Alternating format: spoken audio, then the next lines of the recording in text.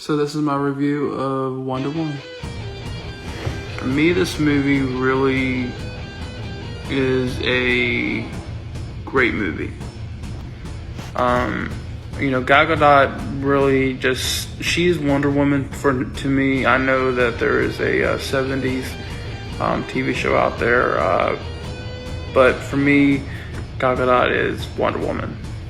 I love what they do with the Amazon ladies, the Amazon Island. The mother that plays the actor, I can't remember the actress's name, but she does an amazing job telling her backstory. I think it's probably the best origin story when it comes to DC or DCEU for that matter.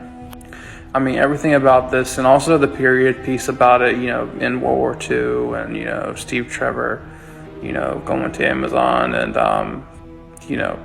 in that whole ordeal. And I really love the chemistry between, Gal Gadot's character, Wonder Woman, and, Steve Trevor.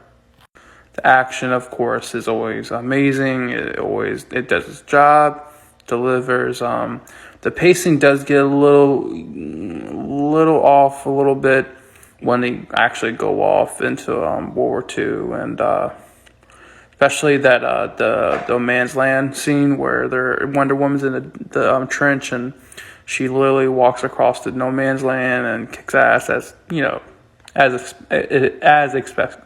expected. Sorry, I can't talk today.